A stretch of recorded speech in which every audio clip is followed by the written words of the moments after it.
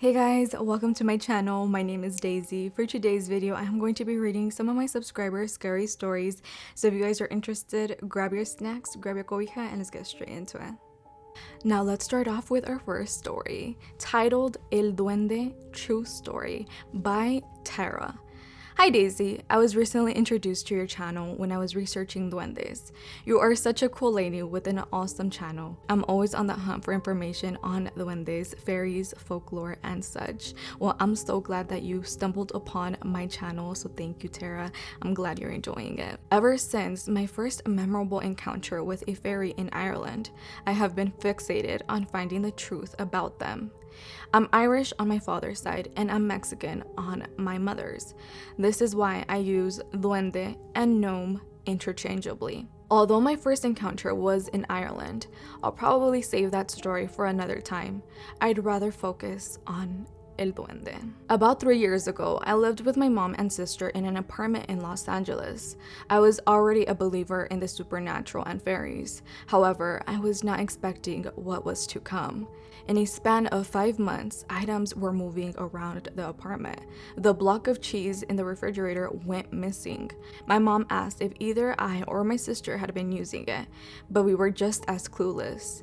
We always make it a point to put food away so we don't attract bugs. Fast forward about a day, I was looking for a porcelain pan that we keep on the top shelf in the kitchen. It's with a bunch of miscellaneous cookingware. We don't go up in that cabinet often unless we are cooking an elaborate meal. Sure enough, the missing cheese was found amongst the cookingware on the top shelf. Neither one of us remember hiding the cheese away in such an inconspicuous place. About a few weeks later, I bought some fresh fruit in a cup for a snack. I came home and put it in the fridge to save for later that day. I was sitting with my sister on the living room couch. We were looking at different types of fairies in a book that I had. We came across a creature that is mischievous in nature.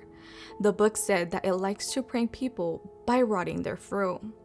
My sis and I were intrigued, but also playfully joking about it and making up silly stories about this creature. At that moment, I remembered that my fruit was waiting in the fridge for me to eat. I jokingly told my sis, "I hope my fruit is okay." I walked to the fridge to pull out my fruit, and sure enough, it was moldy and fuzzy. I was speechless. The fruit was bought fresh that day. I showed my sis, but she laughed at me and said that I shouldn't have made fun of the creature in that book. These two experiences seemed too convenient to be a coincidence. Fast forward about a month, I was home one night getting ready for bed. I just finished giving myself a tarot card reading and was putting my deck away.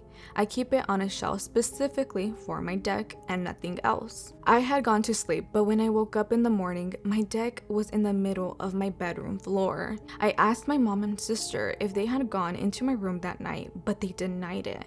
I don't sleepwalk, and neither does anyone else in my family. I didn't have an explanation as to why my deck moved from point A to point B in the middle of the night. After that experience, the activity around my apartment calmed down. I do cleanse my space often, and about 2 months later, after the tarot cards were moved, the activity started again. One night, I came home around 9:30 p.m. from working. My sis was asleep, however, my mom was awake. She was washing the dishes in the kitchen and had poured me a glass of red wine. Before I took a sip, I had to use the restroom. I walked past the living room and down the hall to get to my bathroom. Keep in mind, I still had my glass of wine with me. As I turned on the light to the bathroom, I felt an energy shift. All the sound around me had faded away, almost like entering a tunnel.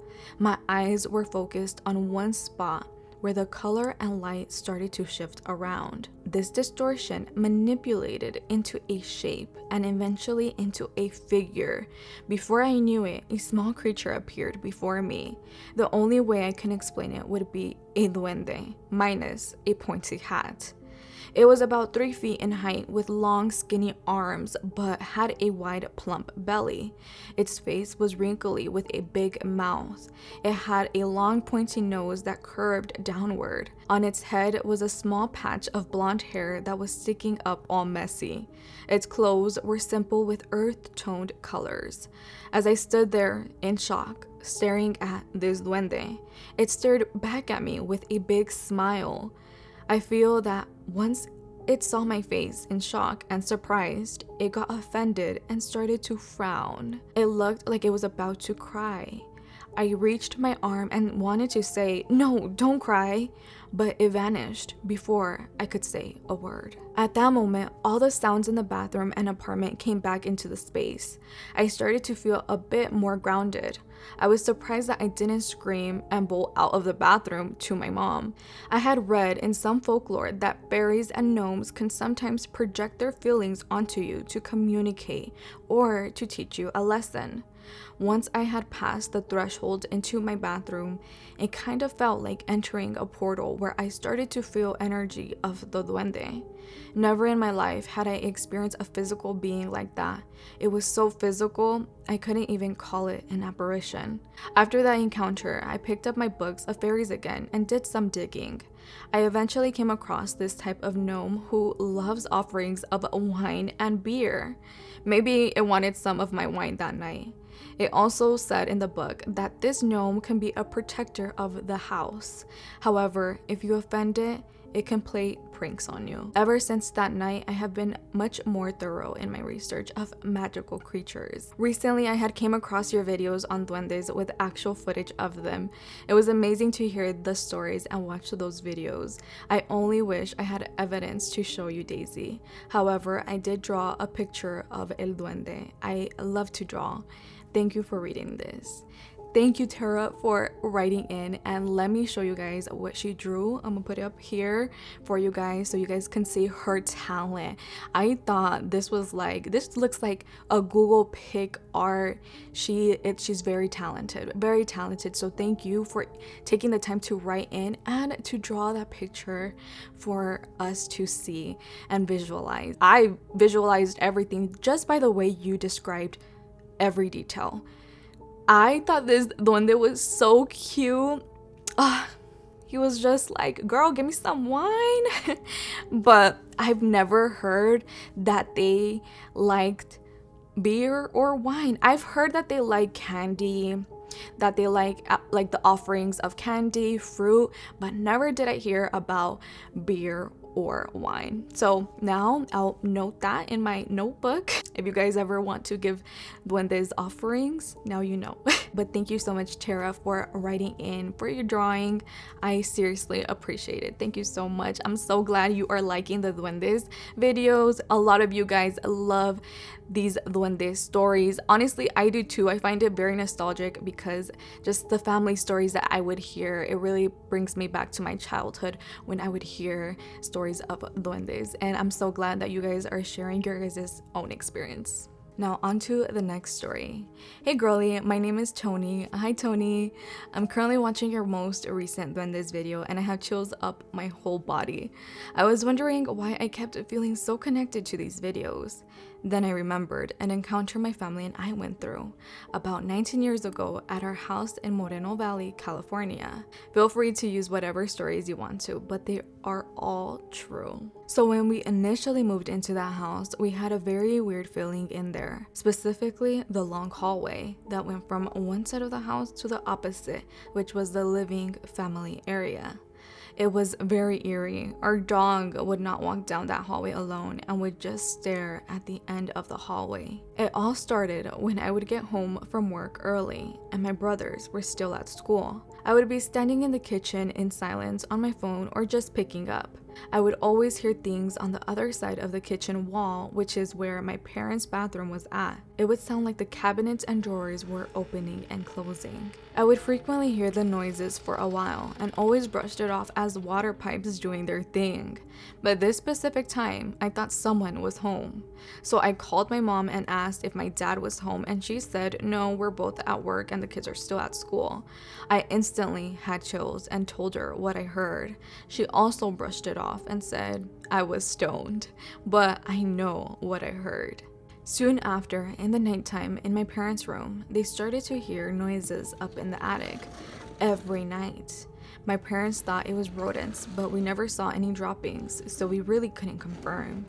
But another time, I was home alone cleaning the house, putting my little sister's toys in her room.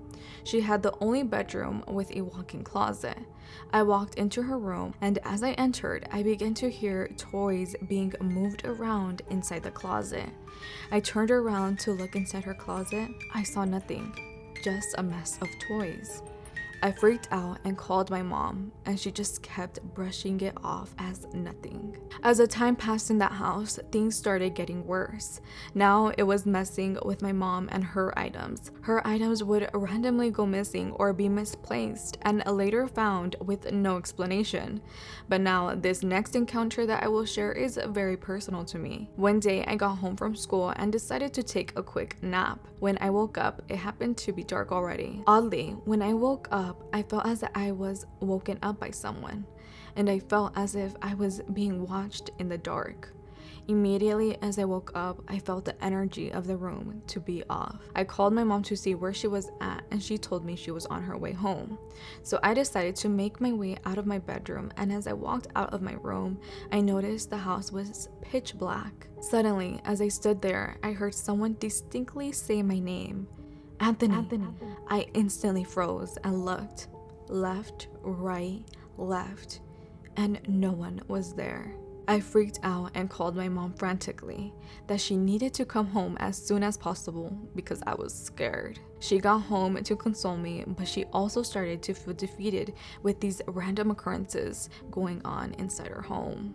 One day, my brother had one of his friends over, and as we were walking through the hallway to go to the restroom, his friend suddenly saw a little small creature scurry out of the restroom, cross to the room directly in front, my brother's room. His friend screamed in complete panic, explained to us what he had just witnessed, and we confirmed by sharing our own experiences that happened in the time span of us living there. That was the final straw for my mom. She went to a curandera to help us get rid of it. After doing what they recommended, the house was a lot more peaceful and the weird things stopped happening. If you have any questions, feel free to ask. I still get scared just by thinking about it, but these were all true, and I love to share the stories. Best wishes, Tony. First of all, thank you so much, Tony, for writing in your story. Your story reminded me of a story that my sister's friend once told us. She swore she believed that she had duendes in her house because so many things were being misplaced. So for example, she would leave a hair tie on her countertop, and she knew, she can swear, she can 100% say with her chest that she left that hair tie on the countertop. Well, it would be gone, and she had to say out loud, "Where is my hair tie? I'm going to leave the room, but I want my hair tie back where it was." So that's what she would do. She would leave and she would come back, and the hair tie was there. Yeah, exactly. I think it's either I would feel like I'm going crazy, or I'll just blame it on duendes, and I don't know which one I would choose. But this duende that you had in your house seemed very prankster-like, just like my sister's friend. It just seemed very prankster-like. Doesn't seem like it was any evil, any harm trying to be done. It was just trying to like mess with you guys. But that still doesn't stop it from being creepy. But thank you so much, Tony, for writing in your story. If you have any more encounters, feel free to write them in. Now moving on to the next story. Hi Daisy, I wanted to write to you since I started watching you. Since I was little, I have been fascinated by ghost stories, and eventually as I grew older, my curiosity led me to discover everything paranormal, the mystics, myths, etc. You see, even before this curiosity sparked in me, I had experienced a few weird things as a very small child. Things I remember clearly till this day, and I had locked in my memories until one day I heard of a similar story like mine, and it was like boom, they came back to me. One time when I was little, I remember it to be close to my bedtime, since I remember my mom saying she would give me mi lechita to go to sleep. Then, at the corner of my eye, I see a shadow peeking out from behind one of the chairs from what was the dining room. I was sitting on the floor in the kitchen, which was adjacent to the dining room. My mom was heating up the milk on the stove in the kitchen, and I was with her sitting on the floor, but from where I was, I could see the dining room. My brothers were seeing TV in the living room, which was adjacent to the dining room, and I could see them sitting on the couch. I kept my eyes open after seeing this shadow because I remember that it caught my attention so much since it was shorter than my brothers, so it couldn't have been them. This thing was almost my size, so I knew I was looking at someone else. I cleared my eyesight by blinking a few times, and then to my surprise and shock, the image became clear to me. It was a short, stocky person with a hat on, almost hoodie type or something like a draped beanie with a curved pointy top, and an old person face. It looked at me and smiled while standing behind the chair and only peeking out its face. It was peeking from behind a chair frame, and the chair was taller than this thing. I didn't say anything, or maybe I couldn't. I felt frozen. I felt weird, but not scared at first. But then, when I saw the smile, I felt my hairs standing up on my arm because it made it look like a witch, and I could see the facial features more. The teeth looked dirty, and I remember the nose being big. The skin looked old, but not wrinkly, more like a bit deformed. It almost seemed like it was playing hide and seek with me. But I was not getting up because I was apprehensive and too tired. My mom all of a sudden called me to tell me the milk was ready. It almost seemed like she disrupted a sort of a trance, and as I turned back to my mom, and as I turned back to the chair, it was not there anymore. Ever since then, I have seen and heard things, but that's another story. This was my first personal experience. I don't know if this is what they call a duende or bruja or what it was. I will write in some of my other experiences that are a bit scarier and some of my mom's and uncle's encounters that happened in Mexico. I hope you like this one and you get to read it in your next video. Saludos, hermosa. Keep this going, Lena. Lena, I hope you are seeing this video, but thank you for writing in, of course. This story, for it to be your first experience, wow, girl, you have el don, clearly. Now I'm curious to know if your mom or even your brothers experienced anything similar, saw anything similar, or was it just you? Was it that the duende only wanted you to see it? But of course, send in those stories. I will be waiting, girl. I'll be waiting. Now moving on to our last story. Hi Daisy, I just found your channel. I actually looked up to see if anyone else had an experience about duendes because I'm certain I just saw one. I decided to take my dogs on a walk even though it was late. It was about 11:30 when I left. I walked a couple laps around my neighborhood, then I came home early because my dog pooped in someone's yard and I didn't have any poop bags. I went back to pick it up, and as soon as I finished, my eyes instantly caught a glimpse of a silhouette that looked like a short person. I stood still for a moment, flashing my phone light to see if I could make something out, but I couldn't. I thought maybe it was a fire hydrant, but realized there was never one there. Then a duende instantly popped into my mind. I looked away and caught myself looking back to see if it was still there. Nothing was there.